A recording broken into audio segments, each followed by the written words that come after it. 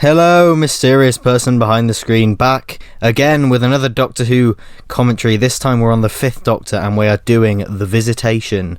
We're on the Blu-ray sets now. This is the season 19 Blu-ray. I'm once again joined by Isaac. Hello everyone, nice to be here.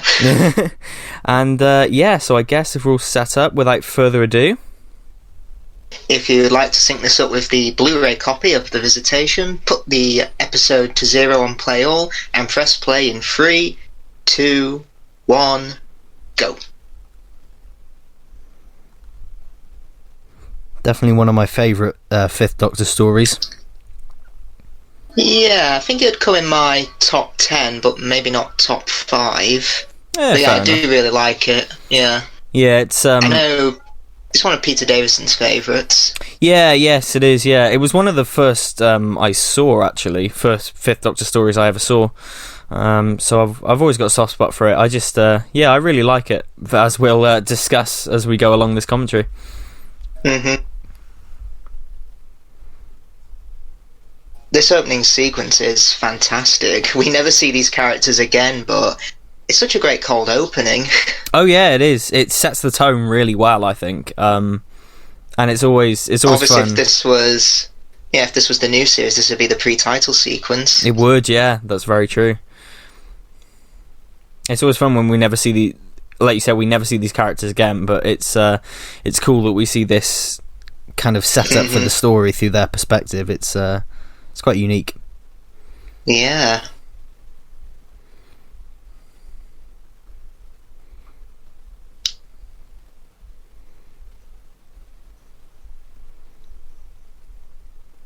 Yeah, this story convinced Anthony Root, who was the interim script editor at the time, for Eric Sayward to be his replacement.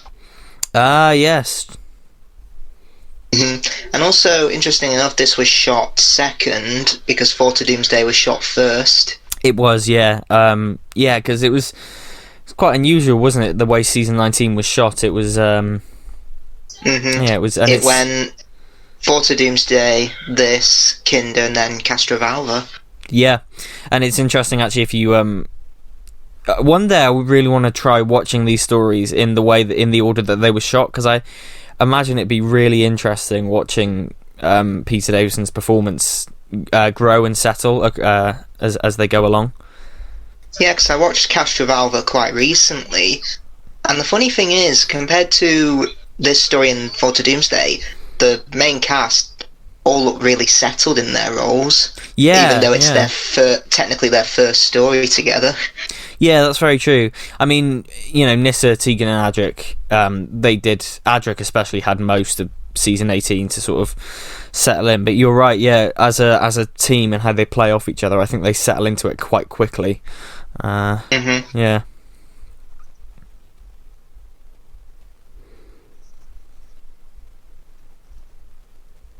This story is in 1666, which is the reign of Charles II. Yeah. I find it a shame that the Doctor has not met him yet. That's very true, yeah. The King of Bling, as horrible history's put it. The King of Bling, yeah. Mm-hmm. I'm surprised they haven't done an Oliver Cromwell story yet. I was just about to say, yeah, Oliver Cromwell. Surely that is an opportunity waiting to happen. That could be such a cool story as well. It's a cool educational story. I know we saw Henry VIII briefly in The Power of Three, and the first Doctor claims to have met him in the Censorites. Yeah. But, I mean, you could have the 13th Doctor maybe be Henry VIII's unknown 7th wife. Oh yeah, for sure. That would be so cool. That would be really cool. According to history, in the final year of his life, Henry VIII was falling out with his 6th wife, Catherine Parr. Yeah. There was rumour that he was going to divorce her and look for a 7th wife. There you go. See, that would be a really cool thing to tap into, because that's sort of an element of history that not a lot of people know about, and it could sort of be one of those things where you watch it and go, that didn't happen, that wasn't the case, surely, and then you find out about it, and it's like a cool little tidbit. That would be really cool. Mm-hmm. the laser effects in this are surprisingly really, really good. Yeah, they're all right. Yeah. Well, yeah. Why can't we get these laser effects 2 years later in Resurrection of the Daleks? All we got with those stupid toy guns. Yeah, honestly, when we get to the season 21 Blu-ray and Resurrection of the Daleks doesn't have any CGI updates on its laser effects, I am just gonna do a Nicholas Angel. Am I going completely mad? Oh, it absolutely should do, yeah. But I wonder if they'll give a lot of that attention to Warriors of the Deep. That's true, yeah, because I mean, it's not like the giant rat where it's hidden in darkness. It's literally bright light. So I'm not sure if they would be able to, but they could try. Yeah, it'd be fun to try. Because also with Invasion of the Dinosaurs as well, they're pretty much the dinosaur sequences. They're pretty much separate. They were filmed separately to the other actors, so you could easily put in CGI dinosaurs. But for this, the actors, it's in the same room as the actors, so it might be harder to. Yes, exactly. CGI the pantomime murker. Yeah, and especially like you said, that story is overlit anyway, and So this scene here, they're talking about Adric's little escapades in Kinder, and I find it interesting how this season in particular kind of harkens back to some of the 60s seasons where a lot of it is almost serialized and stories kind of lead into each other, which is cool. That's true, yeah, because the first Doctor was trying to get Ian and Barbara home. Now the Doctor's trying to get Tegan back to Heathrow Airport. Yeah, exactly, yeah. Yeah. It's one of my favourite things about the season. But if it was made now, you'd get YouTube videos saying, what is the meaning behind Heathrow Airport? Oh, I know. What is its significance? Emergency Awesome will make 10 videos about it. Yeah, because I remember Series 11, Ghost Monument, The Timeless Children. What's that? Let's make 50,000 videos with a red circle in the thumbnail. That doesn't tell us anything.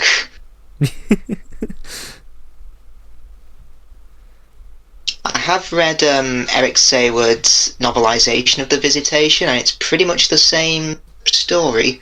Yeah, same here. I've read it as well, and it doesn't divert too much from this, does it? It's quite a straight adaptation of this.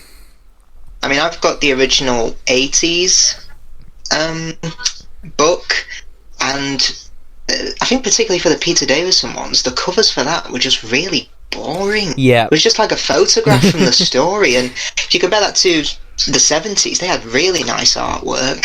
Yeah, for sure. Like, that's the edition I have as well. It's literally just a photo of him surrounded by some trees. I mean, you're making the people who did the early DVD range of Doctor Who blush. When it was just like a robot or an Imperial Dalek with no gun. Blurry screen capture of a Dalek. Yeah.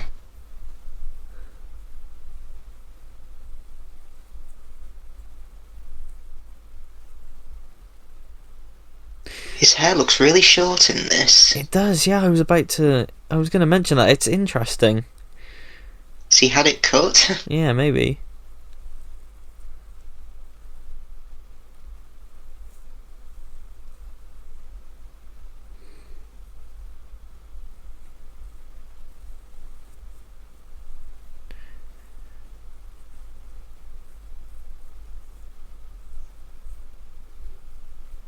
Gotta say, I think season 19 is one of the best looking restored Blu-ray sets we've had. It's probably not the best. I was going to say it's probably the best in terms of picture quality. Of course, it helps that all of the film sequences still exist. So all of the film sequences look fantastic, and in this, it looks excellent. And the studio footage as well. It's really, really well done. Yeah, the 80s for the scene shot on video, they look really good. For example, Ghostlight and the Curse of Fenric on the DVD, they always looked a bit murky, like someone had put Vaseline on the lens. But they look fantastic on the season 26 Blu-ray. Oh yeah, Ghostlight especially. That always had problems on DVD because when you combine DVD compression with the fact that it's a really dark story anyway, and you're going to always get sort of artifacts from the videotape it was shot on. It was just, I remember watching Ghostlight on DVD and just thinking, I have no idea what's going on because I can't see anything. So getting the Blu-ray of that was kind of a revelation, actually, because it was just so improved from the DVD. I mean, it's why I really want season 22 to hurry up and come out, because you've got the surfaces of Telos, the locations in Marco de Rani, Spain, of course, and the snow in Revelation of the Daleks. I just think it looked fantastic. So it was upscaled. Yeah, it would do. Yeah, it would look awesome, and yeah. I know season 20 is probably next, but I can't wait for that one, if only for the 5 Doctors, because I know that all the film sequences exist for that, and I'm just seeing those. Yeah, it was how they were able to do a special edition. Exactly, yeah. Seeing those Death Zone shots in true HD, I'd just that'd be awesome. Oh, Peter Moffat directed The Visitation, and he also directed The 5 Doctors. On the 2 Doctors commentary, he says, I remember a few years back when they messed around with my version of The 5 Doctors. They added so many scenes back in. The reason I cut them was because they were so boring. Well, that's it. Yeah, it makes me wonder. Peter Moffat and JNT, they hated it. I'm not surprised. I mean, it hasn't aged the best, but it's also the version that I kind of grew up on. Same here, because I had the original 1999 DVD before I got the 2008 edition. Oh, I had the version from the DVD files. DVD files. The DVD files, yeah, and it was only the special edition that was on there. So.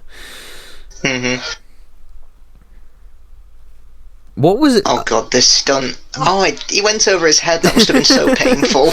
Instead of his back. I don't really know what he was trying to do there, to be honest.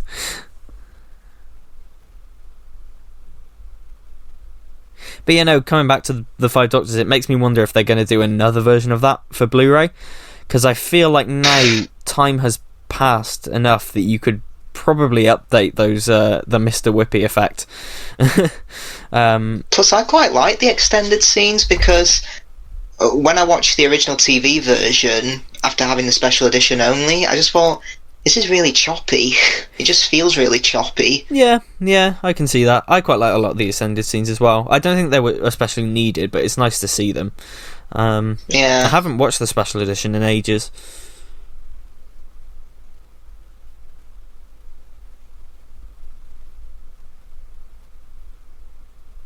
Now, apparently, in Doctor Who magazine of that year, Richard Mace was voted the best guest character of the season. Rightly deserved. He is excellent in this. Yeah. Michael Robbins plays him, right? Is Michael Robbins from On the Buses? That's true, yeah. He is the energy he puts into this performance is so cool. Well, apparently, Eric Sayward transferred this character from a radio play or something like that. Oh, really? Yeah. I don't know which one it was, because Eric Sayward started in radio for writing. Yeah. Then Anthony Root was looking for writers, and I think someone at BBC Radio recommended Eric Sayward, and he immediately delivered a script. Yeah.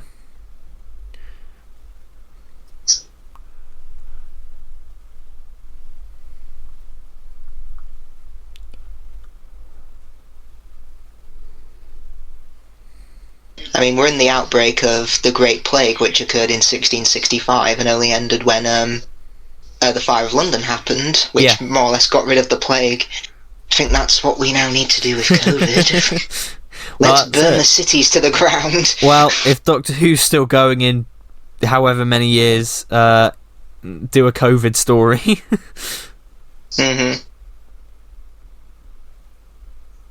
The plague.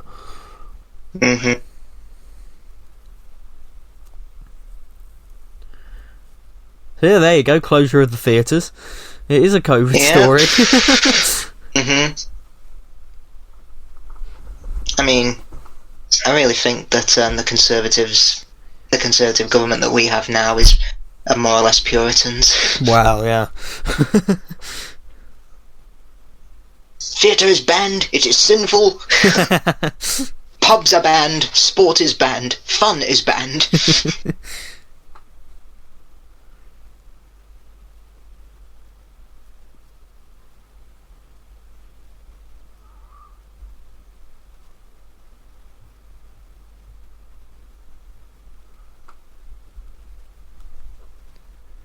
While I do like this story, I think my big problem with it is that it's a bit too vanilla and simple.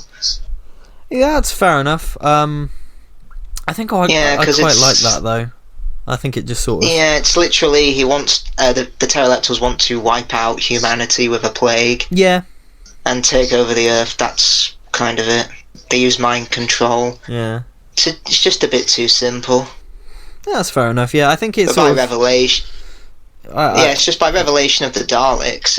Saywood, I think, has more personality to his writing. Yeah, for sure. I think this one it's just sort of comfortable, and it's just sort of. This is definitely one of those stories that I just stick on as kind of like comfort Doctor Who, because it's just so sort of simple and comfy, and it's...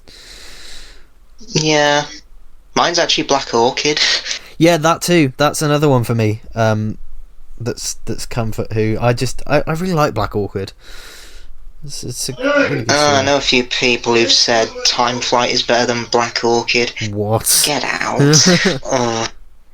I mean, if you mean ironically because of how shit Time Flight is, you enjoy it, then fine. Yeah.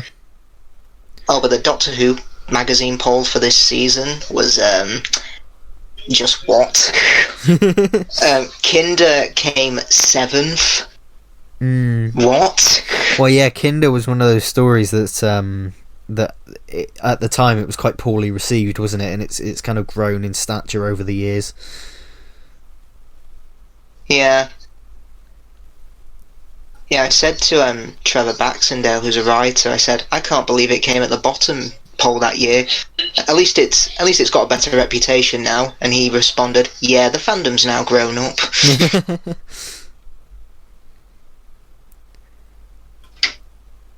But yeah, it's interesting with Kinder and the Visitation. You've got Kinder, which is very experimental, and this is literally bad guy has evil plan, Doctor has to stop it.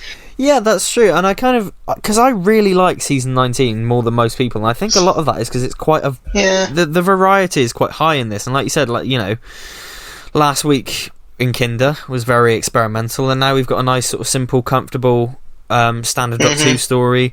What's the one after this is Black Orchid, isn't it?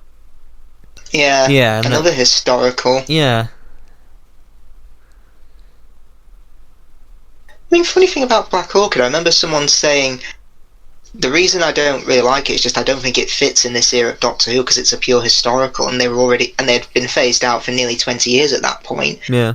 And I'm like, well, there's no reason to say why they can't come back. No, yeah. Black Orchid's a lot of fun. It's sort of zips by. It's just a nice little romp.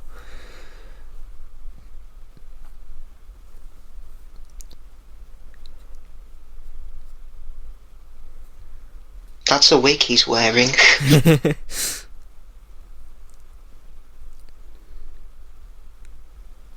The amazing thing about this regular cast is that, definitely on the behind the sofas and in the documentaries, they all have such great chemistry together. Oh, and it's a shame that absolutely. Yeah, it's a shame like in this season the TARDIS is really overcrowded.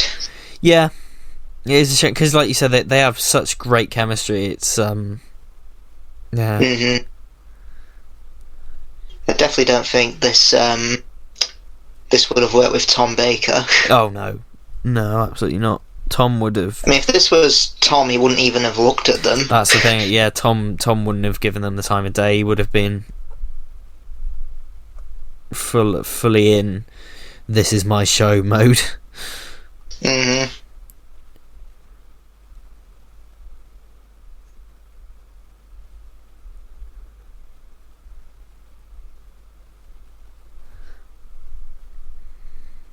Did this soundtrack get its own vinyl, or am I making that up? I think so. Right, okay. Let me have a look. It might have done. Or at least its own CD. Yeah.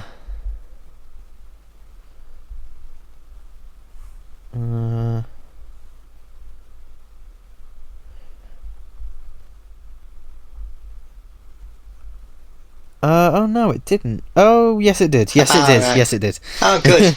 It's listed on Amazon anyway. So yeah. Good old Paddy Kingsland.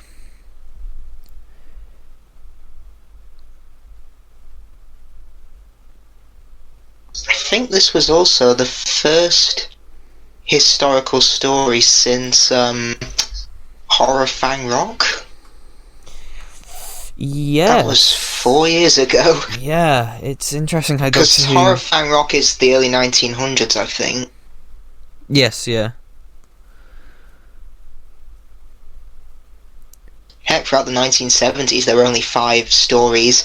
I mean, 6 if you count the Time Monster, that are predominantly set in history. That's The Time Warrior, Pyramids of Mars, Mask of Mandragora, Talons, and Horror Fang Rock. Yeah, true. And then even then, like, Pyramids of Mars was fairly recent history at the time.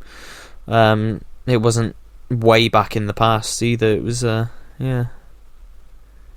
Heck, the Gunfighters was the last time they met a historical figure until Mark of the Rani with George Stevenson. Yeah, very true, yeah. And unless you count Time and the Rani, Time Lash, yes, viewers, Time Lash is the final time a historical figure plays a prominent part in a story in classic Doctor Who until The Unquiet Dead. That's a good 20-year gap. Yeah. I mean, for all of Time Lash's faults, all the stuff with H.G. Wells is great. Yeah, because you see, because I think it's a nice idea that the Doctor gave him ideas. Well, yeah, that journey gave him ideas to write The Invisible Man. Yeah, for sure. War of the Worlds, The Island of Dr. Maru, The Time Machine. Yeah, it's cool, yeah.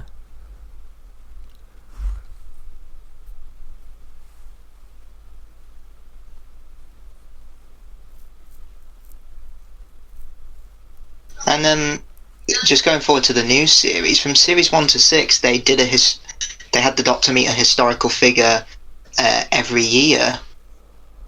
And series 7, and with the Capaldi era, they kind of dropped that, but I'm glad Chibnall brought it back. Yeah, same here. And that, for me, that's the best thing, or one of the best things about the Chibnall era, is I've enjoyed every single historical that they've done so far in the Chibnall era. Me too, yeah. I think this era I'm not... Yeah, I'm not supposed to be positive about the Chibnall era, because it pisses a certain person off.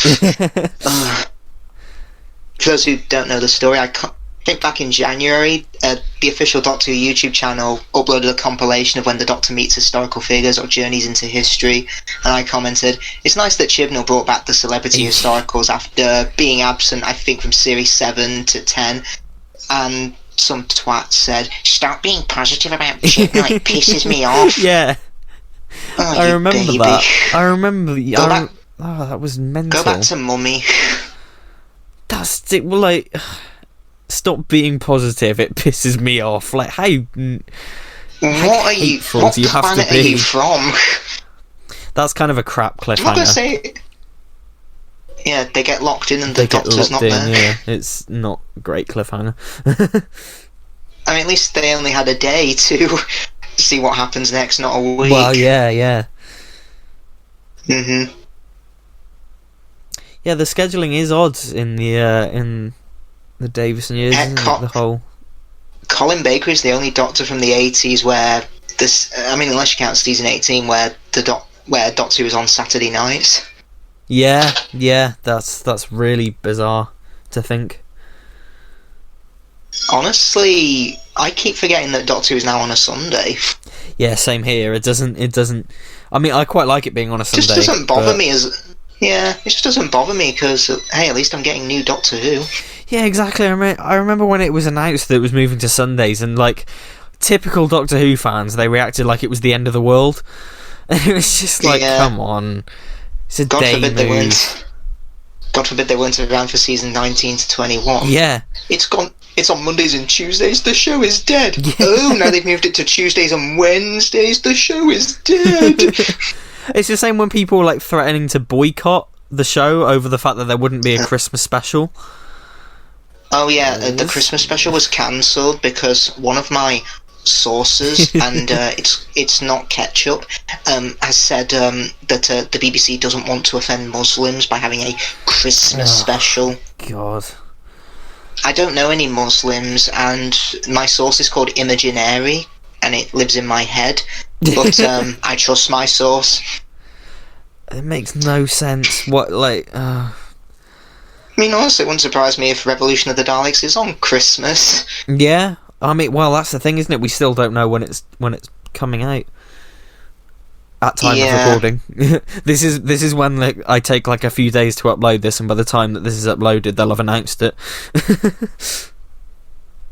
Yeah, I do wonder what Doctor Who's going to do for Children in Need, but if it's anything like the past 2 years where the Doctor's actually helped a child, I would be fine with that. Yeah, same here. I mean, I must admit, I do miss the sort of mini episodes that we used to get. We haven't got that in a while, but yeah. We only ever had 2 though, didn't we? Because we had, is it called Born Again? Yeah, Born Again. Series 2, and obviously Time Crash. Time Crash, yeah. Because for series, for the next Doctor and the End of Time Part 1, they showed a clip. Yeah. Can't remember what. I think for 2011, they had the Doctor's outfit go on sale and all the money going, obviously, to Children in Need. Yeah. Yeah. I can't remember what else. Because they had the sketch. 2013. Yeah, 2013, I remember they had a clip for the 50th anniversary. Yeah. Because I remember they had that sketch in 2011 where the Doctor's clothes were going missing. Ah, yeah. And it's like Matt Smith was slowly getting more naked as the thing went on. Yeah. Well, the 5 Doctors was shown as part of Children in Need night. It was, yeah. I'm genuinely surprised they managed to squeeze in an hour and a half time slot for them, because typically all the Children in Needs I've seen, it's just like 5 to 10 minute bits from various people. Yeah, same here. It's like, yeah, because that must have been quite a big chunk of the night then. It must have, yeah, because I mean, usually it goes on to like 7 to 11 o'clock, something like that. Yeah. I really like the 1985 one where most of the surviving Doctors and companions all come out the TARDIS. Oh, yeah. Colin Baker and Patrick Troughton and John Pertwee having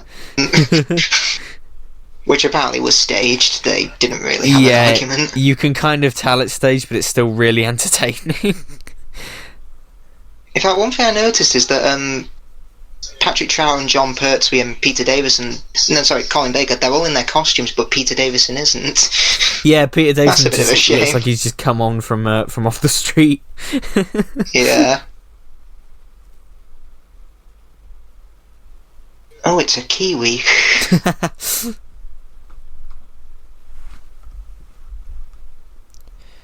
The special edition DVD of this has one of my favourite covers of the entire DVD range. It does look really good, yeah. I think that's a Lee Binding cover. It is, yeah. It's honestly, I mean, I'll probably use it as the thumbnail for this commentary, but it just looks amazing. It's probably, in fact, it might be my favourite cover of the DVD range. I just think it looks fantastic. Oh, that's hard for me to say. Yeah. I love how his laser's pink. Yeah, it's cool. But like you said, the laser effects actually have some layers to them. Like it actually looks like a beam with layers to the beam. It doesn't just look like one line across the screen. Taste my strawberry lace, Doctor. I think there's a green one later. That's probably the lime one. Oh yes, lime flavour. Comes in multiple flavours. Yeah, because in Earthshock, the lasers look like candy bars. Yeah. Taste my candy cane, motherfucker. So of course recently B&M brought out the TARDIS from this story, and what I thought was cool was in the packaging for that, the sort of diorama inside was the forest, and it was a bunch of trees, and then just in the background you could spot the little Grim Reaper, the Grim Reaper, like hiding amongst the trees, like poking his head out. It was a really creepy little thing. I do like this, the android being the Grim Reaper. You've got a mythical figure which is solved by science. It's an android. Yeah. That's something Doctor Who does really well. Yeah, absolutely, yeah. And obviously the villagers think it's death because when they shoot it, it doesn't fall down.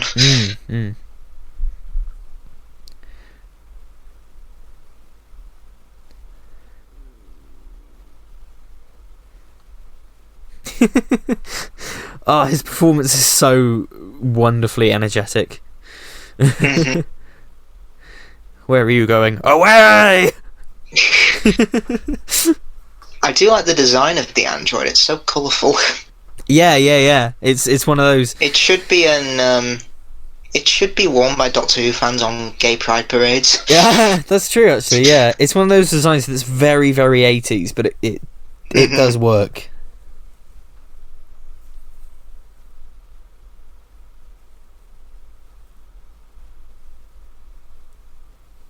Now, I know the reason that Doctor Who moved to a January to March time slot was actually to accommodate Peter Davison's filming schedules, because he was doing 2 other shows at the time. He was doing Sink or Swim and Holding the Fort. Yes, he was. Well, he was really in demand. Yeah, he was quite a busy actor in the day, and probably would you say at this point, would you say he was the busiest doctor, like the doctor that was most in demand that had been cast? I'd say he was. Yeah, probably. I mean, maybe I'd say the other one who was in demand was probably Peter Capaldi, because he was doing the Musketeers BBC TV series, and I think they had to kill his character Cardinal Richelieu off because he had to commit to Doctor Who now. They did, yeah. I think Jodie Whittaker, because obviously she was quite active around when she was cast as well, so it was...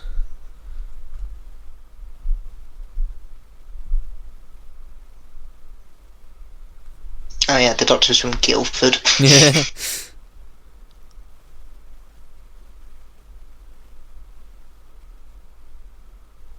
Oh yes, this is the death of the sonic screwdriver.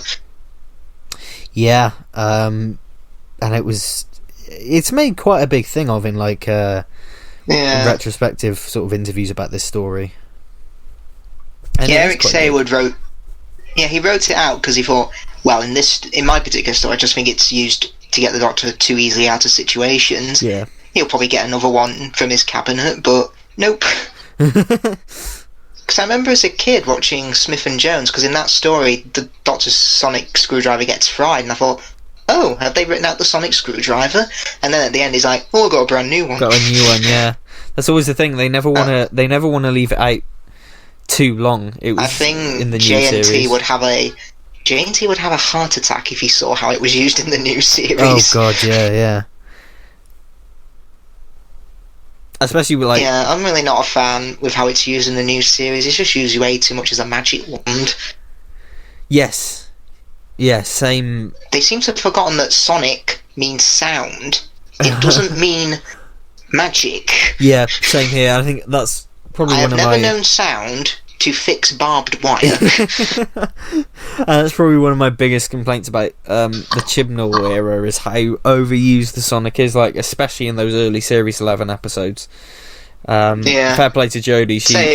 She's very theatrical with it, but every time she takes it out and does that really over the top arm movement, it's just I'd say RTD and Moffat were equally as guilty, because by definitely. Series 6 it could shoot lasers. Yeah.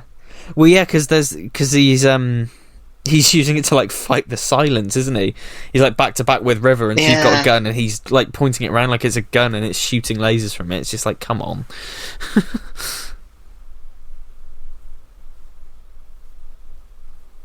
I know Romana had her own sonic screwdriver in the Horns of Naimon. Yeah. See, if that was made today, if Romana's regeneration and her having her own sonic screwdriver was made today, certain corners of the internet would throw a fit, thinking it's a anti-white man agenda. Mm-hmm. Certain people would have an absolute tantrum over it. Yeah, and throw the toys out of the pram and say it's identity politics gone. Yeah. I really do like the design of the Pteroleptal, and I think this was the first time they had used an animatronic in the series. Yeah, I think so, yeah. Yeah. Because I think they did later use animatronics on creatures like the Destroyer in Battlefield and the Hemivore in the ancient Hemovoid and Curse of Fenrir. Yeah, and the latter two there that you've just mentioned are they look fantastic. Mm-hmm. So this Pteroleptal here, I really like it because once you sort of see it for the first time, you sort of think, oh, he looks a bit crap. The costume looks like he's falling apart, but then he turns his head and you see him a bit more. How scarred he is. Yeah, you see him a bit more and you realise, oh, that's not the costume looking crap. That's just scarring and wounds, and you know, I just think it's a really cool bait and switch.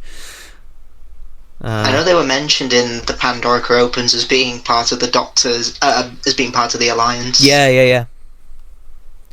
While I do love that story, I do have a gripe with it. You can bring back a Hoix, a Blowfish, and a Novotny, but you said there were Dravins in there. How hard is it to get a group of women holding guns and having blonde hair? Just put them in the background. That'd be so awesome. Just grab some women, put some makeup on them, and just shove them in there. It's fine. I am surprised we've never seen the Pteroleptals spaceship. Again. Oh yeah, that's true. Yeah. Suppose they're owned by Eric Saywood, so they'll probably have to go to him for royalties. That's true, yeah. Kind of like how Terry Nation owns the Daleks and Bob Baker and Dave Martin own K9. Yeah. Now the spaceship exterior that we saw, that was actually built into the ground. That's pretty impressive. Oh yeah, no, absolutely. I think the camera work in this scene is very cool. Everything to do with this spaceship, like you were saying, the exterior and all of the stuff to do with the spaceship looks fantastic, and I think they've done a really good job here. The direction's excellent, and there's a great amount of depth to it, I think, to how it's shot.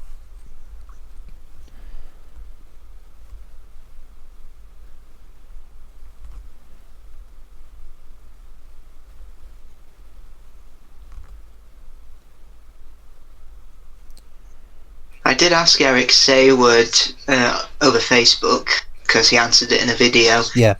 Would you write another historical? And he said, yeah, I would. I'm very interested in history. It's a shame he didn't do another one. Yeah. During his time on the series. That's very true, yeah. It is a shame, actually. It would have been cool. Yeah.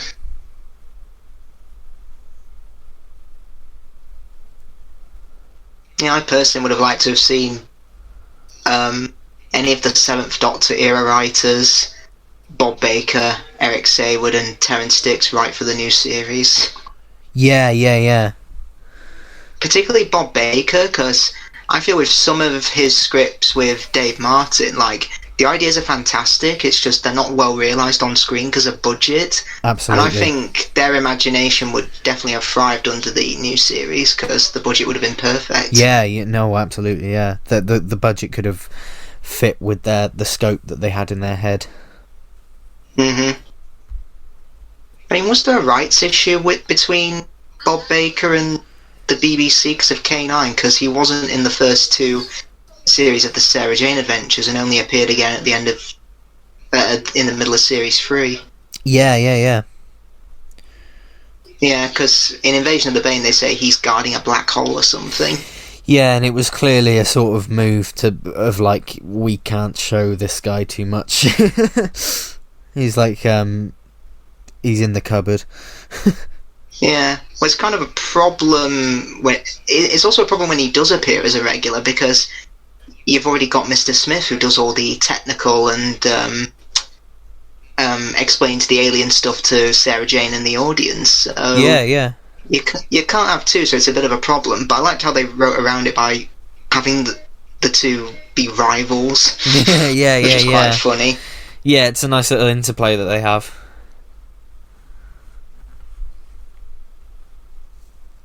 Oh no, it's the Neighbourhood Watch Alliance from Hot Fuzz. The greater good.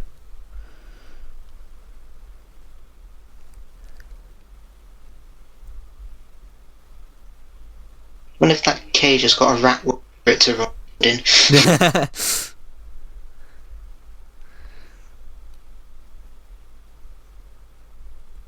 Yeah, the actor playing the Pteroleptal leader, I think Michael Melia, his name is. he got so hot that he had to have black makeup over his eyes, so just in case they weren't seen in the costume. And it got so hot that the sweat started to run it down his face and all the way down his leg. I'm not surprised. It looks, because the costume looks not heavy, but it looks like there's a lot of layers to it. And I imagine under the studio lights it would have been torture. I just feel for those poor actors playing the Sontarans and the two Doctors. Yeah. Oh god, yeah. Then again, it's the perfect weight loss regime. Just wear a rubber outfit in Spain in August. Because I've been to Spain in August, and highest temperature it got was like 36 degrees, and I just thought, wearing a rubber costume, oh god, I think I would have fainted. Absolutely, like, Jesus. Bet when they read the script, they just probably asked JNT, do you hate us or something?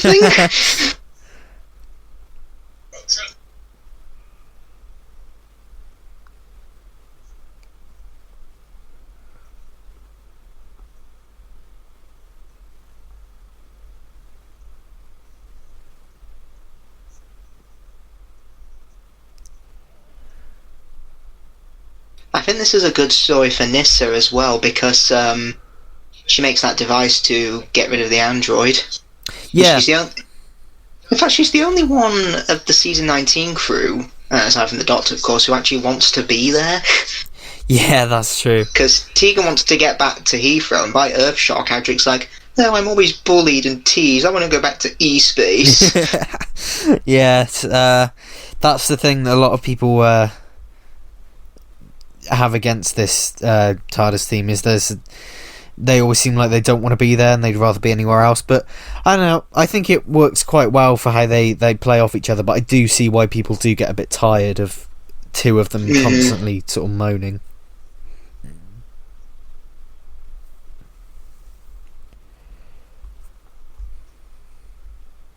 Well, I know the whole overcrowded TARDIS team did become a problem for writers, particularly in early season 19, because when Tom's era ended, they actually didn't know if they were going to have all the companions, because Nyssa was supposed to leave at the end of 4 to Doomsday, but it was only when Peter Davison said, no, I think she's the best companion, that they said, okay, we'll keep her in.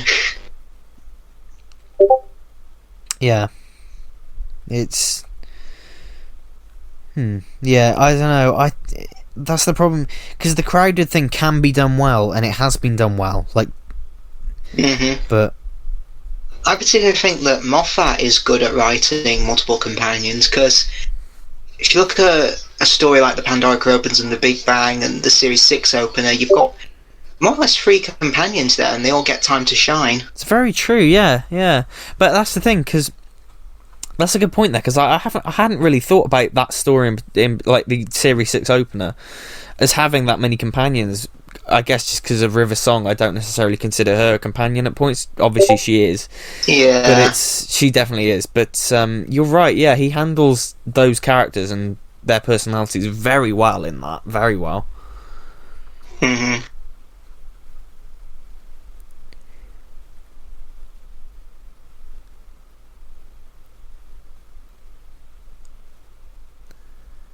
I mean, can you imagine if What Happens to Nyssa and Kinder was done now? Oh god, yeah. Opening the TARDIS. So Graham has, oh, she'll have a good... Oh, I showed her that cupboard thing, and I think she should be alright. End of story. So, did you guys get up to much? Yeah, loads of stuff, yes. Shame you missed it. I got chips though.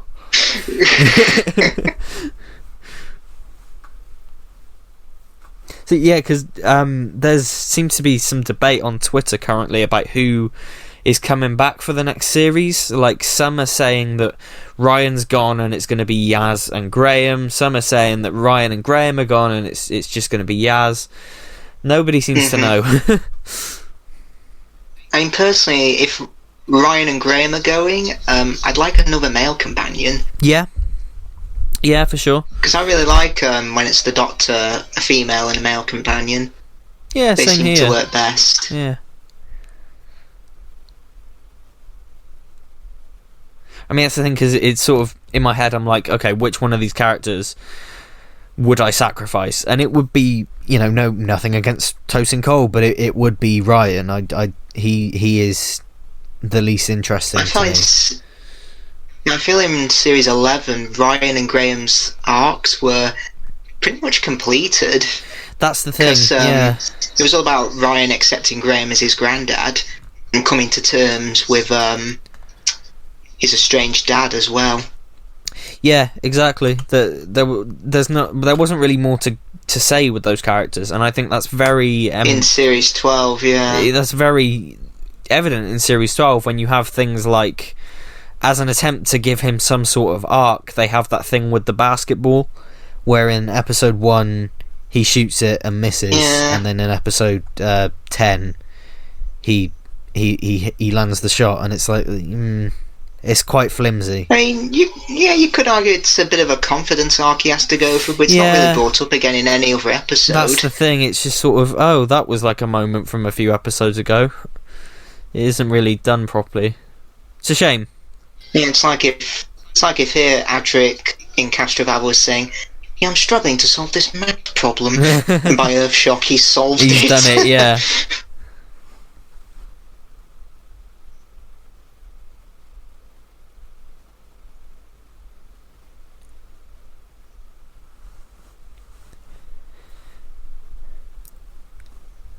Yeah, they're about to get beheaded here, and the Doctor says "not again," which is a reference to Fort of Doomsday. Yeah.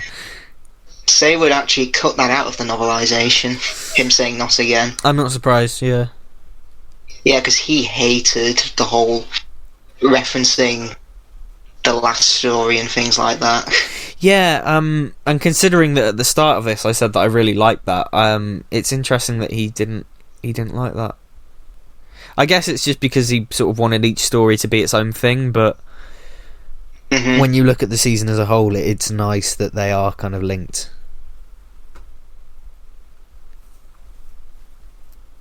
Oh yeah, none of these villagers have names. They're literally referred to by their job description. The poacher, the miller, the baker, the butcher, the candlestick maker.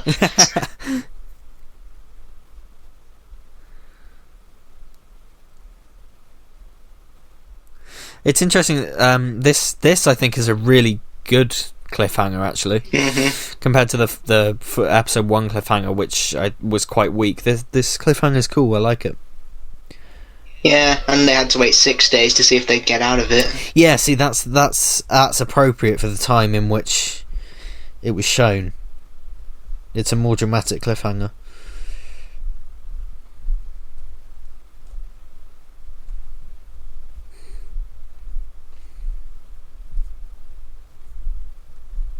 Yeah, one of them's literally called Villager. How unimaginative do you have to be? First name Vil, last name Uja. Yeah. And then again, Clara's grand doesn't have a name. Oh well. Yeah. Yeah, she's just called Nan, isn't she? Yeah. Yeah, fair enough. Heck, I'm surprised how many relatives of Tegan we actually see, because we see her Aunt Vanessa in Legopolis, and then her granddad in The Awakening. Yeah. And also,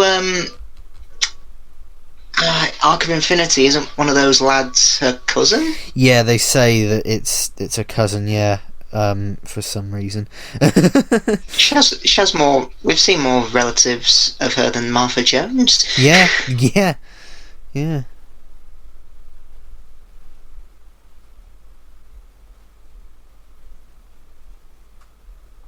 The Peter Howell theme is probably my favourite of the themes. Yeah, same. It's great. It's fantastic. And especially stories that have 5.1 mixes, you can really hear the different layers of the theme and stuff. It's awesome. I love it. Yeah. Plus the Starfield I really do like, and I honestly prefer the Colin Baker one because there's just so much colour to it. Oh yeah, they're adding the spangles to it and everything. It's it's cool. Yeah, it more or less just says, let's go on a big, colourful adventure. Absolutely, yeah. This is a really long reprise, isn't it? It's surprisingly long.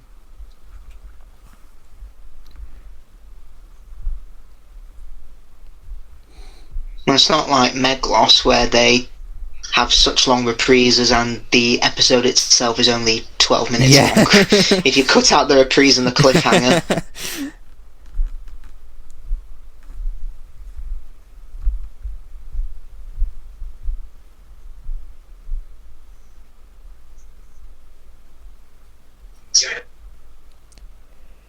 Apparently Saywood thought that Michael Robbins was too over the top as Richard Mace. Yeah, I mean, he is very over the top. That's part of why I love it. Yeah. I think also because after Douglas Adams' tenure as script editor, they really wanted to tone down the comedy. Yeah. And I'm not surprised. Because when J&T took over, I think he felt Tom had way too much power. Heck, Anthony Ainley once said in an interview, when I joined, Tom was obviously the Doctor, but back then Tom was the writer, he was the director, and he was the producer. Yeah. That's it, Whereas, isn't it? J&T made it very clear, writers write, actors act, directors direct. Yes. And producers produce. Yeah.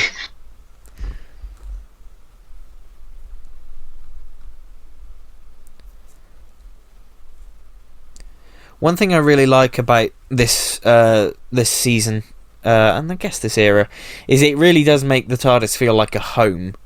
Like, we see a lot of their rooms and stuff, and where and the different rooms of the TARDIS. That's very common cool. Yeah, it's very common of the 5th and 6th Doctor eras. Yeah. The TARDIS feels very much like a home.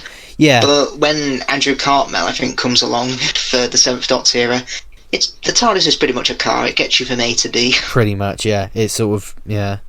But this era sort of harkens back to the 60s and especially the Hartnell era, where it really does feel like their home, and it's got the rooms, and all the rooms are kind of different and are decorated differently. It's nice. I like it.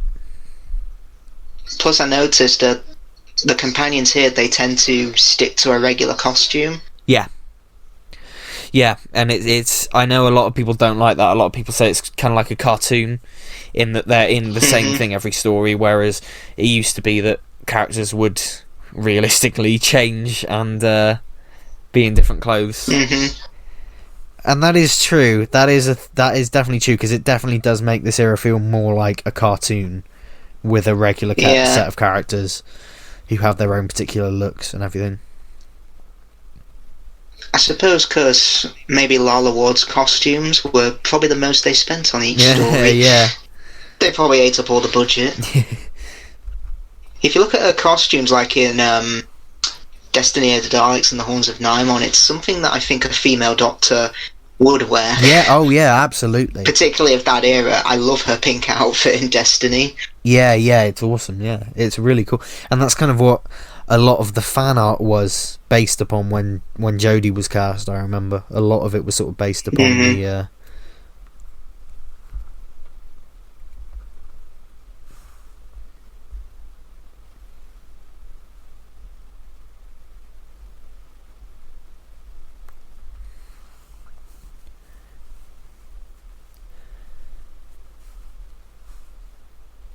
It's a shame they didn't distort his voice a bit more to make him sound a bit more alien. Yeah, true. I couldn't keep with that.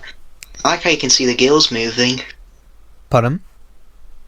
You can see the gills on his face moving as part of the animatronics. It's a really cool detail. It's that's the thing. It's a really detailed design, and yeah, it's definitely one of the more memorable monsters from this era. Well, they do actually. Yeah, they show up. One of them shows up again in Time Flight. Yeah. As a hallucination. Yeah. Wanted to get that money's worth. Remember when we weren't showing a shit Doctor Who episode? I think Matthew Waterhouse even says on the Earthshock behind the sofa, he just says, I'm glad this was my last story, because that means I didn't have to do Time Flight. Yeah. And he is in Time Flight, isn't he? It's like a hallucination. Yeah, he is.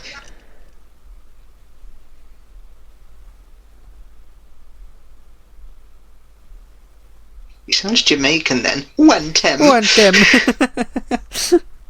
Well, we missed it earlier. Man. We missed it earlier, but there's that bit where Davison's voice goes really high, and it's like, yeah. "Don't question me."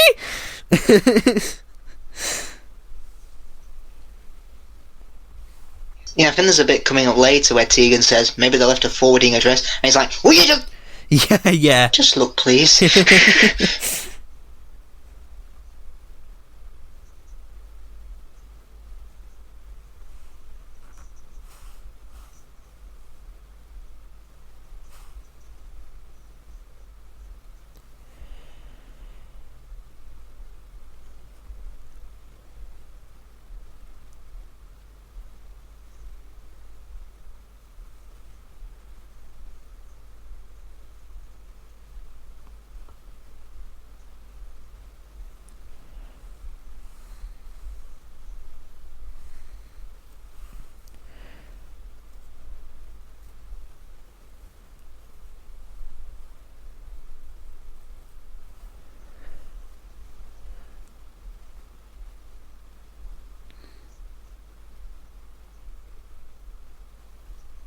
Yeah, that's what I'm saying. It feels like filler.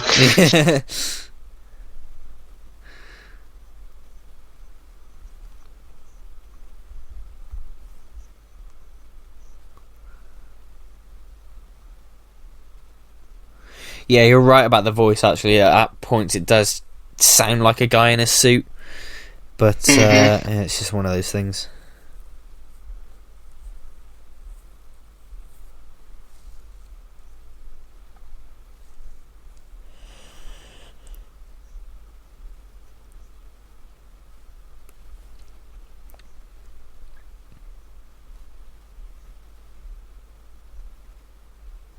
Yeah, because quite a few of these ideas, they just feel like they've been done before. Yeah. An alien crash landing in history, that's very much like the Time Warrior. Yeah, I agree. It's not especially revolutionary.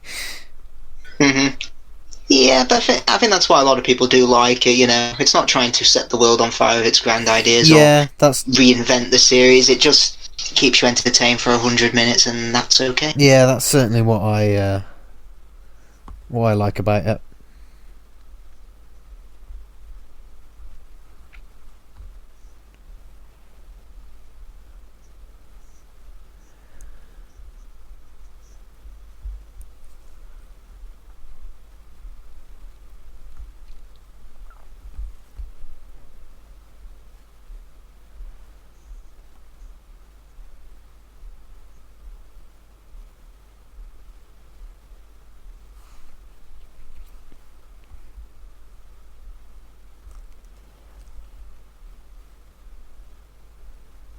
Yeah, I mean, this might be an unpopular opinion, but Nissa's my favourite Fifth Doctor companion, because, I mean, including Turlo as well, she's probably the only one who wanted to be there. Yeah, true. She's up there. I mean, I kind of flip-flop between her and Tegan. Tegan's really cool. But yeah, I really like Nyssa as well. It's just a shame that she sort of... I think we should have got more with just the Fifth Doctor and Nyssa, because the brief glimpses we have of those two together are great. I mean, we have Big Finish that has filled the gap between That's Time true. Flight and Arc of Infinity. Yeah, that's very true. Yeah.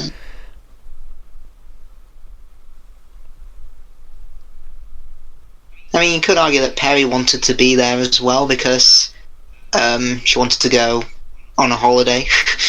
Yeah, that's true, yeah.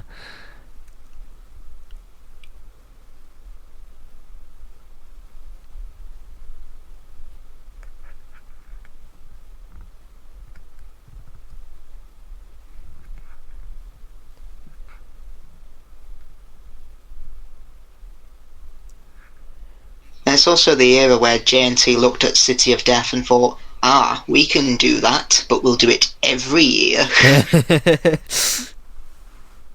It worked so well for us last time. Heck, I think him going abroad, which really overspent the budget, was... I'm not saying it's true, but it might have been one of the reasons why they put Doctor Who on hiatus in 1985 because of financial reasons. Yeah, that was probably it's a contributing factor. It's no coincidence that Doctor Who did not go abroad after season 22.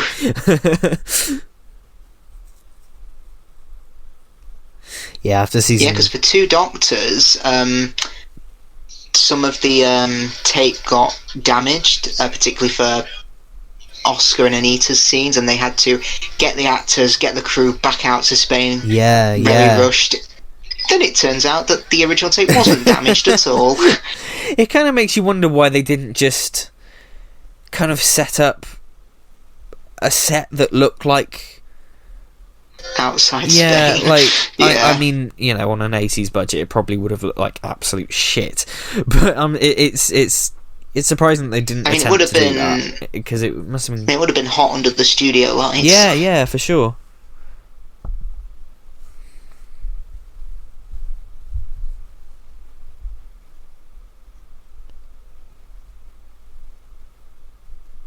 It's hard to believe Matthew Waterhouse was as old as the show.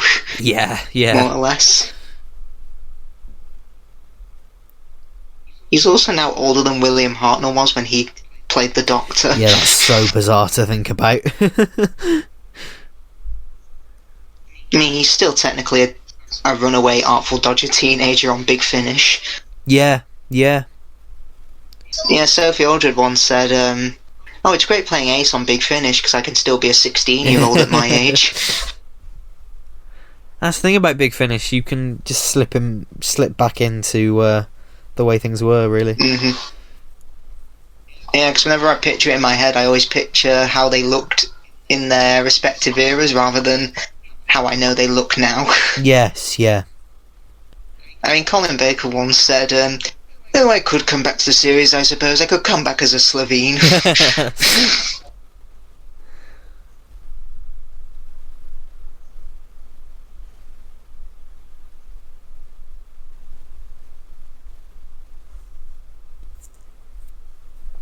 In fact, I do like how they brought back the 5th Doctor for Time Crash.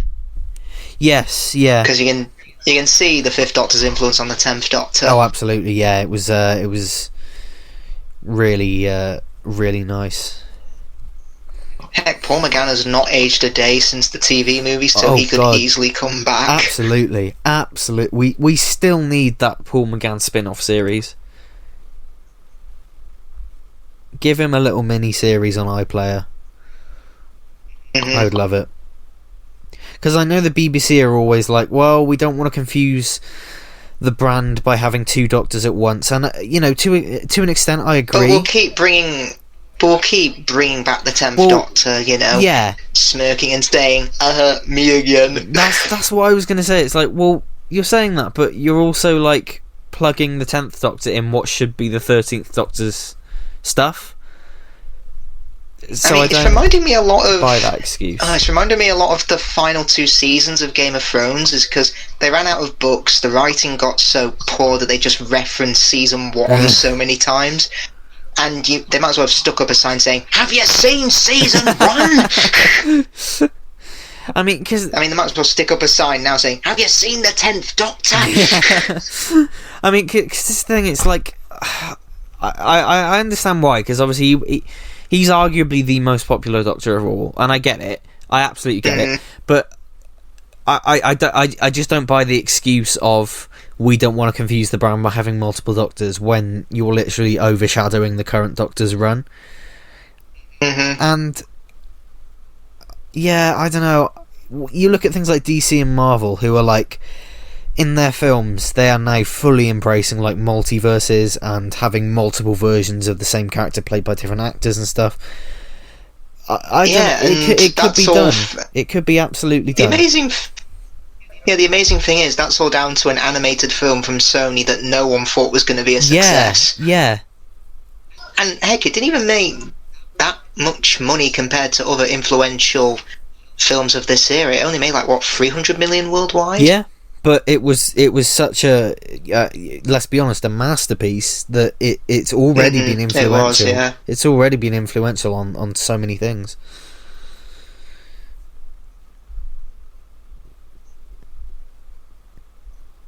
Also, we just missed one of my favourite lines from this when the Fifth Doctor goes, "The TARDIS will not help you," and his voice like cracks massively.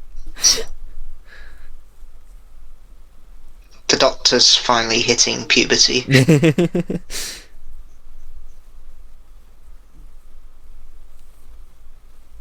In fact, one thing I noticed is that the Fifth Doctor never gave his age on screen. Yeah, very true. Because I think by late Fourth Doctor era, he was saying, "I'm 760," and by the time we get to the Sixth Doctor, he says, "I'm 900." Yeah. Then 953 in Time and the Rani, and then by the time he's the War Doctor, he's now 800 again. Yeah, the age of the Doctor is. I mean, all over I the want to place. forget Time and the Rani. I want to forget Time and the Rani too, but come on, where's your consistency? Then again, the Third Doctor said he was thousands of years old. Yeah, that's the thing, isn't it? It's just like... Yeah, the Doctor aging makes no sense in the No, it series. doesn't. For example, in The Sound of Drums, he ages 100 years and looks like an old man. Yeah. He ages 200 years between Series 5 and Series 6, and he looks exactly the same.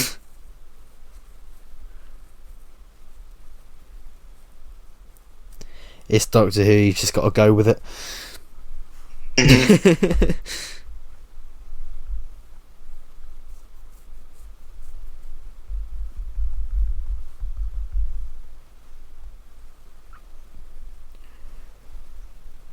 She just looked at the camera. Yeah. Oh no! Well, what I find interesting about these TARDIS scenes on the Blu-ray is that they've replaced the footage on the scanner with the new, like, rescanned print. But if you look at... Oh, nice. Yeah, but if you look at the characters' heads as they walk past it, if you go through it frame by frame, you can see the older footage, sort of, as they walk past. So you can see where they've had to cut around the old footage to put the new remastered footage in. It's interesting. Yeah. Especially with Nyssa, because obviously her hair is quite big. You can sort of see it.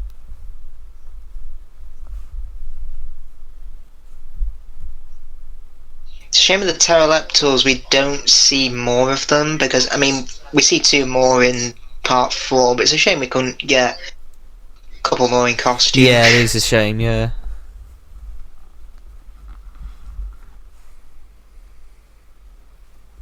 I think with modern tech, you could definitely see them swimming now, underwater.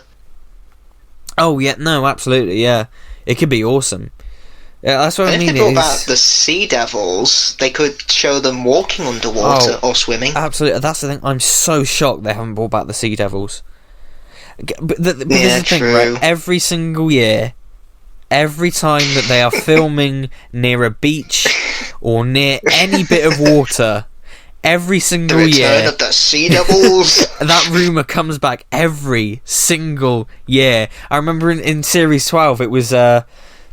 wasn't it about the plastic net or something, and everyone was like, the Doctor's got a Sea Devil shirt. It's just like, or that time again.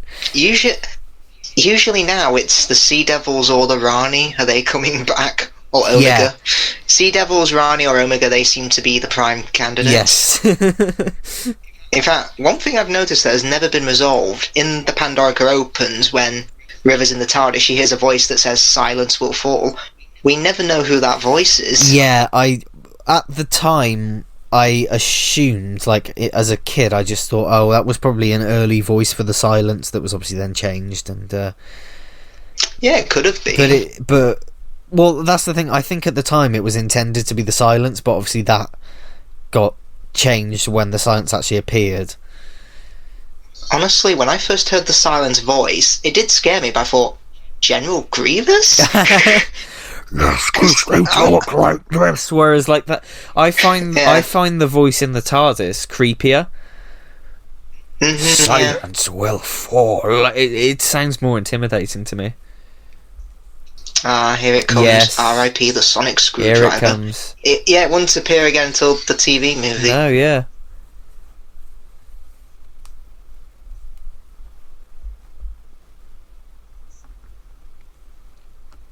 In fact, one thing I like about the TV movies that it establishes the Doctor always keeps a spare key.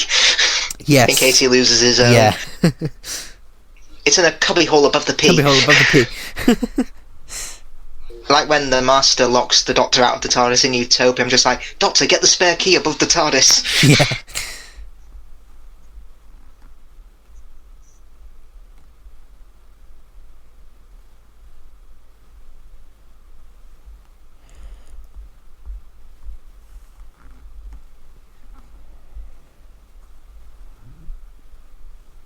They used a real rat, didn't they? They did, yeah.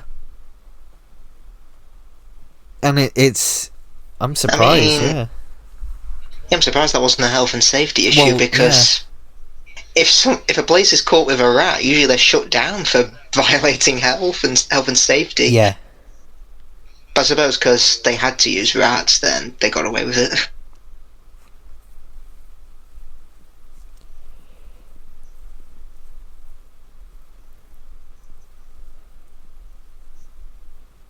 Ah, that's why it's called the... Actually, that's why they call it that.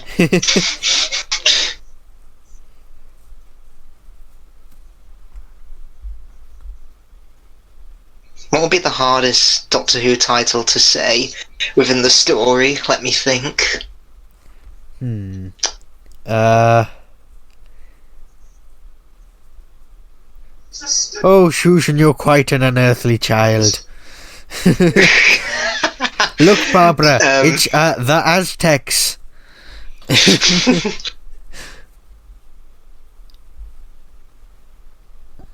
Ah, yes, Jamie, the only way for me to solve this crisis is to go into the web of fear. Hey,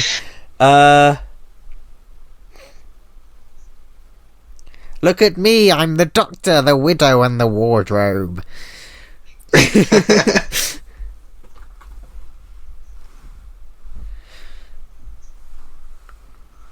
Oh, I'm trying to think of others. Yeah, it's surprisingly difficult. I know the Time Ladies on their Full Circle video, they discuss something similar. Yeah. I think Beth said, for Parting of the Ways, I'm sorry, Rose, this is the Parting of the Ways. It's an invasion. Let me at think Christmas. of others. The Christmas invasion.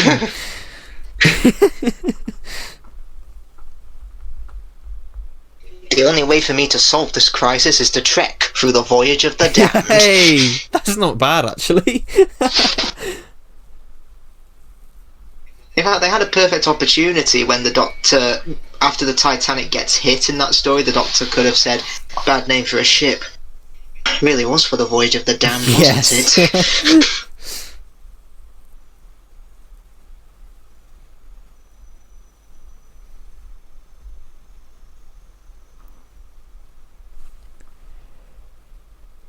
If you crash a spaceship into the Earth, Cyber Leader, it'll be Earth shocked. Hey. Look, the Cybermen are going up the stairs. It's the rise of the Cybermen. You're making Daleks from humans? This really is a revelation of the Daleks. That one of the only good things from the Family Guy Simpsons crossover.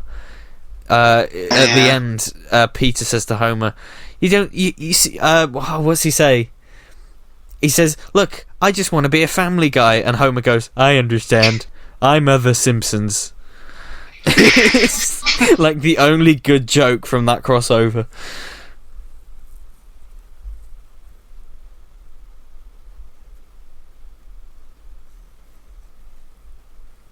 It's interesting that this reprise is a bit different because the music's different. It is, yeah. Yeah, the music's different, which is cool. I like it when they put little twists on the reprises. I think it'd be fun.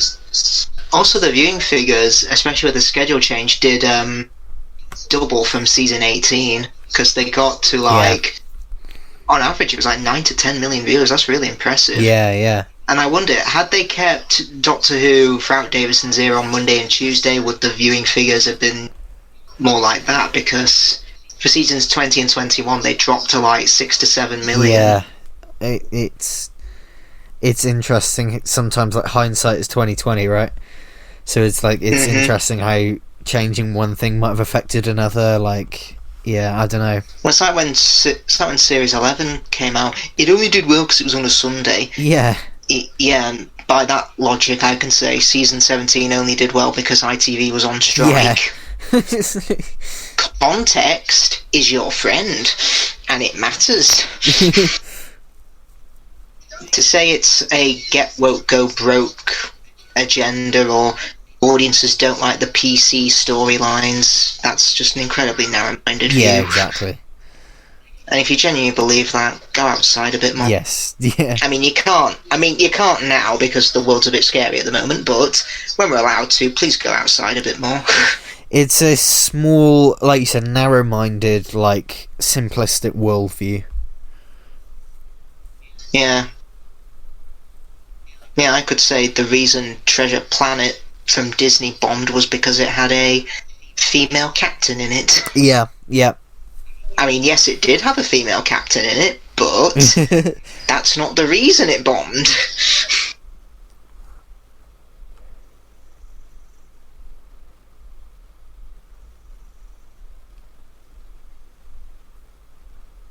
Yeah, Adric and Tegan, they really do get captured in this, don't they? Yeah. Nissa's the only one who doesn't and actually does something. Yeah. Yeah. While I do like Tegan's departure scene in Resurrection, I don't like how she's knocked out by a Dalek. That's like... it'd be like in, I think... Last of the Time Lords, Martha is imprisoned by the Master. And then at the end of the story she says, I can't travel with you anymore, Doctor. Yeah. It kind of... Yeah, it's a shame. It reminds me of the Faceless Ones, where Ben and Polly just disappear from the story for like most of it, and then just turn up at the end and like, all right, we're off. It's the day we left Duchess. Let's go home. Yeah. Or like Dodo. I mean, Dodo didn't even get a goodbye She's scene. buggered off to the country. Her love. Oh, her love. I find it a shame that Dodo sadly didn't get referenced in Death of the Doctor when Sarah Jane lists all the companions that have travelled with the Doctor. Because Ben and Polly are mentioned because they run an orphanage, is that it, in India? Yes, yeah. What would Dodo have done? Well, if you... Like most things, if you read the expanded universe, it's absolutely insane. There's this whole thing about how her being taken over by Rotan completely destroyed her life, and she got like that's sad. Yeah, she got like abused and eventually went insane and died or something. It's absolutely insane, like how dark her fate is in some of these novels. Yeah, I would have liked to have seen what Russell T Davies would have said had he inserted Dodo into that line of companions. Yeah, right, yeah. So the spin-off novel Who Killed Kennedy reveals that Dodo suffered a nervous breakdown, unable to remember her adventures with the Doctor, and drifting in and out of psychiatric institutions. And then eventually she's murdered. So whoever wrote that novel really clearly did not like Dodo. Because he just... Well, it's like Earthshock episode 5. Yeah. That claymation short. It was made by people who didn't like Adric. Whoa! Blimey, that was lucky. Excellent. I love the Jamaican Easter egg on the Earthshock DVD. Oh god. Hey yo, listen man, listen to Masaba man. Spike Milligan did a Pakistani Dalek. Oh god. It's on YouTube. Oh god. It's got like... He's like, darling, I am home. Oh no. Make me some tea. No. Oh god.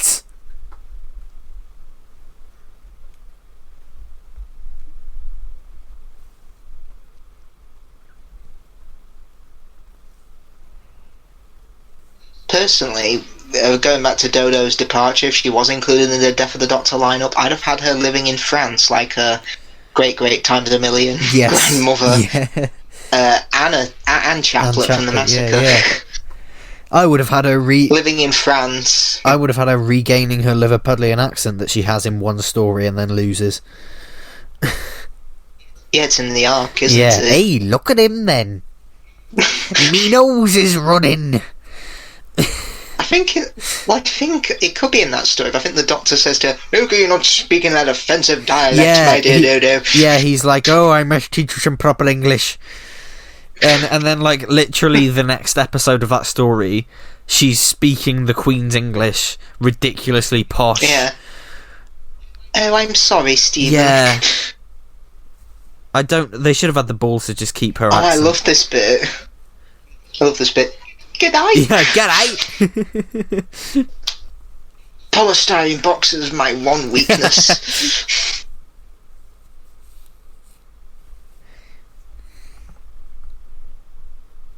Doctor, you bloody idiot! I'm Tegan.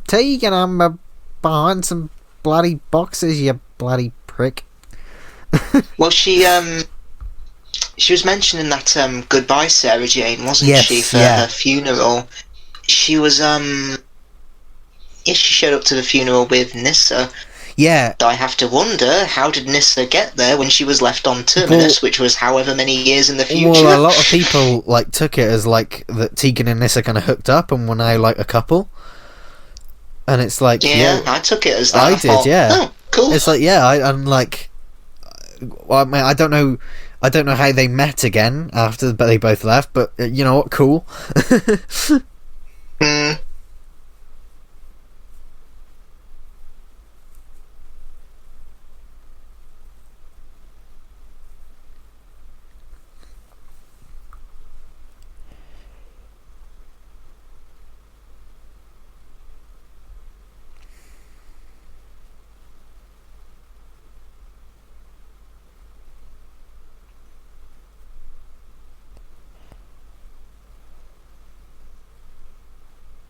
Yeah, I'm surprised in Death of the Doctor, RTD didn't go all out and say, "There's a woman called Perry in America. She's a wrestling manager to that Yakarnos. Oh, he's won so many matches."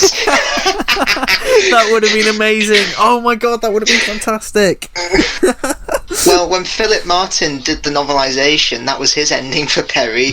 They went to Earth and she became his manager for him being a wrestler. Oh god. If Russell mentioned that, I would have been so happy. That would have been fantastic.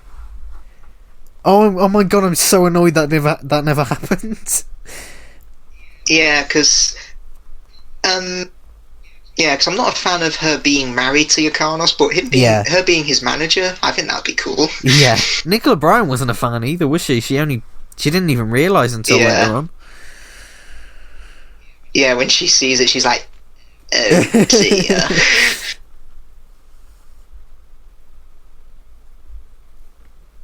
Nicola Bryant's she's like a trained hypnotist, isn't she, in real life?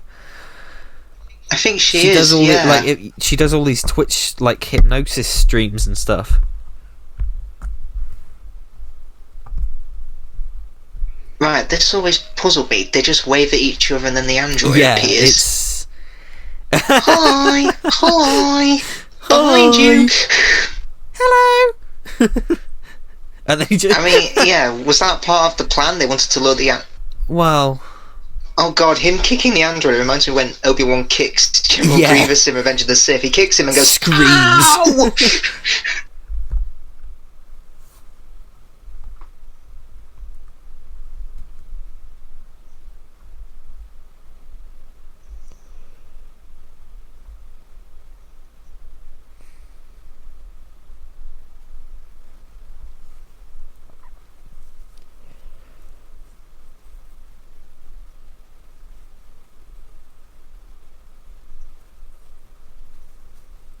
Nyssa kills it with beatboxing.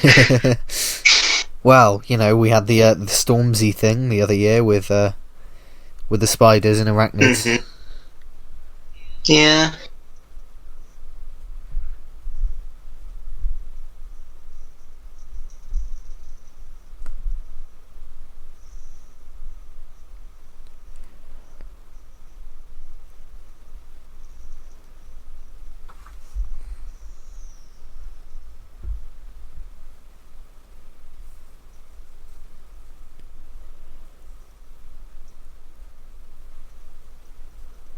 Doesn't Adric later fly the TARDIS in this?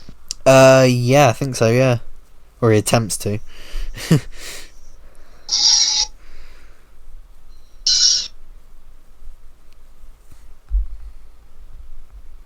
Yeah, because I think they keep it very... I think nowadays it's very much that only the Doctor can fly the TARDIS. Yeah, his companions don't help. Yeah, they keep it very... I think the last time we had that, apart from River Song, was Donna. When No, Clara flies it in Listen. Oh, of course she does, yeah. Oh, of course bloody Clara does. Well, I remember when Series 8 came out, someone complained, Clara is flying the TARDIS. Yeah. I'm like, I mean, were you throwing this hissy fit when Donna did that in Series 4?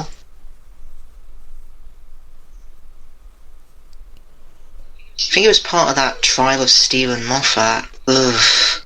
Wait, what was that? I don't know if you ever saw that video. Basically, all the big Doctor Who fans got together, like Diamanda Hagen, Welshie, Linkara, Last Angry Geek, Mr. TARDIS. It was after Series 8 aired. They thought, is Stephen Moffat guilty or not guilty of being a good writer? I don't think remember that. I don't think you can find it anymore, because I think some of those opinions are just hilariously outdated and a bit stupid. Well, yeah. Oh god. Like, do we have to say he's guilty? You either like his writing or you don't. I've just typed it in on YouTube and it is definitely still up. Oh, it's still up? Yeah, I think so anyway. Yeah. I think this is the same. Well, it might just be... It's like an hour long or something. Okay, yeah, no, this one's 8 minutes. So it's definitely not fair. that, yeah.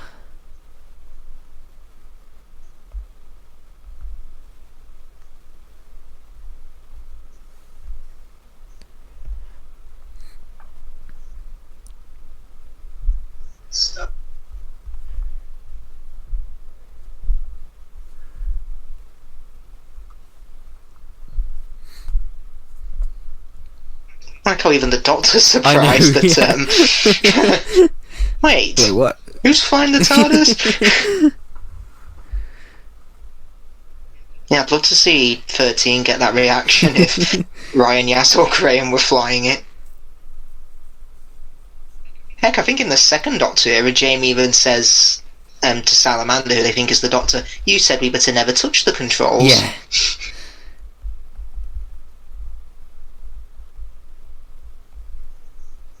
And also this whole thing of the Doctor not being in control of the TARDIS, it does again go back to the 60s where the Doctor didn't have full control over it. Yes, yeah. Heck, I don't think he did have full control over it until, Tom's era? Because with 3 he was sat on Earth most of the time, and quite a few of the times the Time Lord sent him to planets. Absolutely, yeah.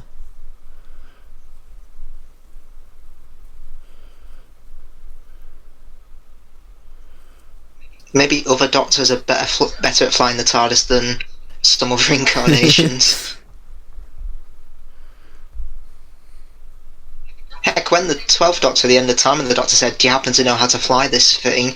I thought, oh, is he going to forget how to fly the TARDIS? Is it going to be like the Hartnell era? But no, they didn't do anything with that, which is a bit of a shame. Yeah.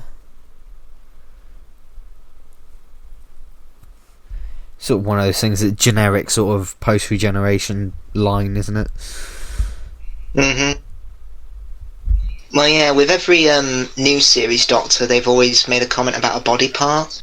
Yeah. With 13, she should have said, oh, I've got tits.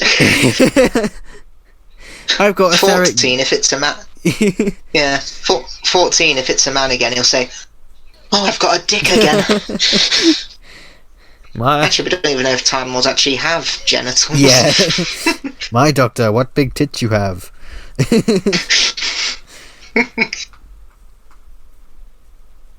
Because that's what I was nervous about. I really thought, I was so nervous that she'd regenerate and she'd immediately start touching her boobs and stuff. Like I was so, or like going, look at these. Like I was so nervous that would be a thing, because It would have been funny, but it would have just been like, oh god. Now, the Great Fire of London was caused by a baker, I think.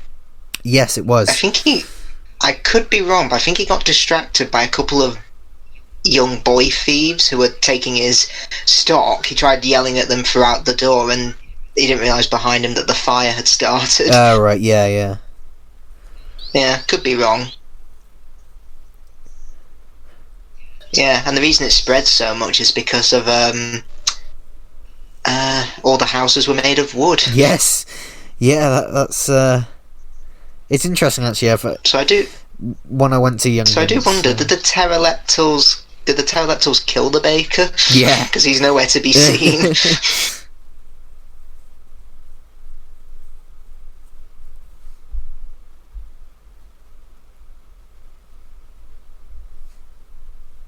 And also, speaking of plagues, in Doctor and the Silurians, they plan to wipe out mankind with a deadly plague.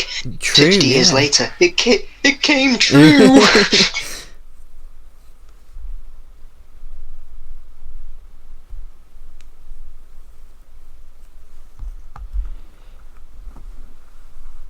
Yeah, I like the red and blue pterodactyl. Yeah, it's cool. I really like the sort of variety of their designs. It's really cool. Again, it makes the species seem all the more unique. I call them Roy and Barry. Barry.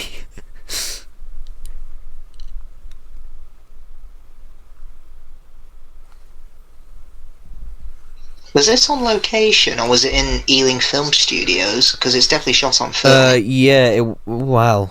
That's the thing, is it? Because it kind of looks a bit... I know it's shot on film, but it kind of does look a bit like a set. But also... Yeah. Oh, I'm not sure. Because I know when you see the fire start to form, that was shot on film, and it was shot separately to this, because that would have been very dangerous for the actors and the crew. The direction on the film sequences are just fantastic, though. And on the video sequences too. Yeah. Like, I think this is a really well directed story. I know we spoke about it earlier, but it bears repeating. The camera is always moving. It's energetic. I think it would have benefited the story if it was set at night, but I know night shoots were quite... I think they were more expensive at the time. Well, yeah, they were a bit of a pain in the ass at the time, weren't they? Yeah.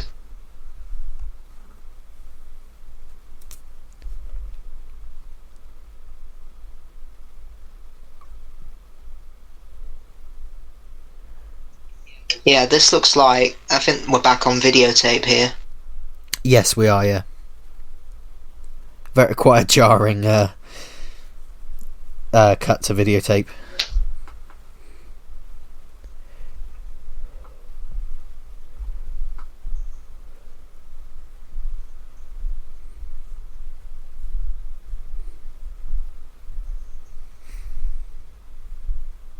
Yep, that's film. Yeah.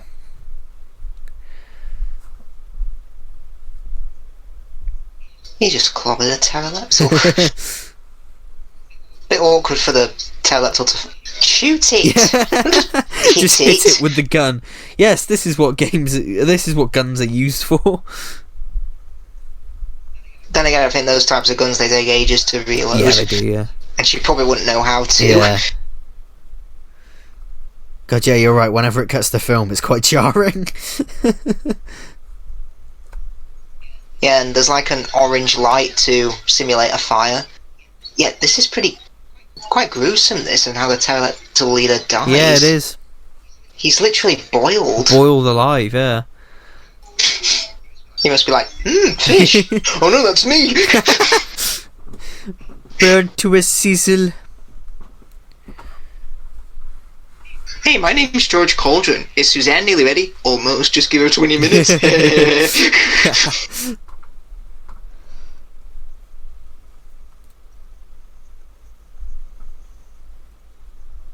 Oh, that is gruesome. It is really cool. His face is just melted on.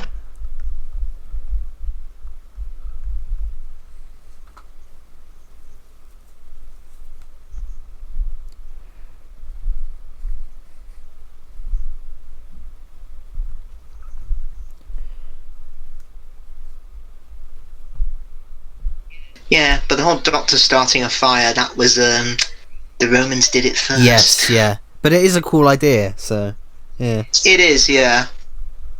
At least this Doctor doesn't laugh about it. Yes. I've murdered billions of people. I allowed a maniac to burn down his city just so he could get his own way.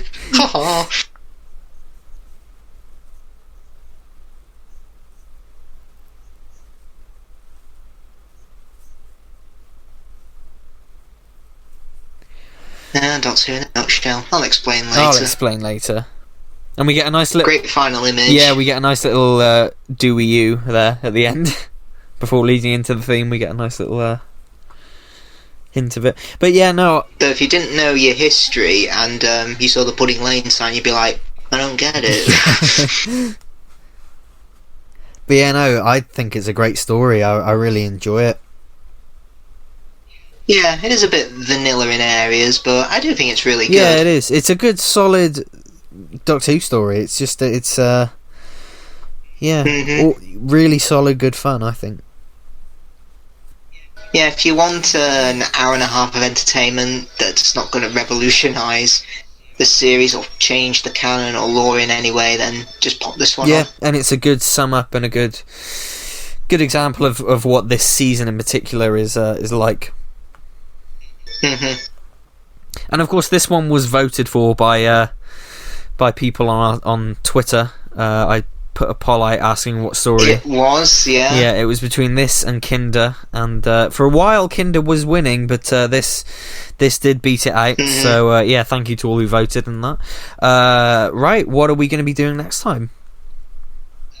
We shall be back with the Trial of a Time Lord section, Mind Warp. Yes, so do stay tuned for that. Thank you once again, Isaac, for joining me. I will link Isaac's channel in the description, so you can go and subscribe to him, and definitely do. Thank you. So yeah, I think that's all to say. Bye bye. Hope you enjoyed. Bye bye.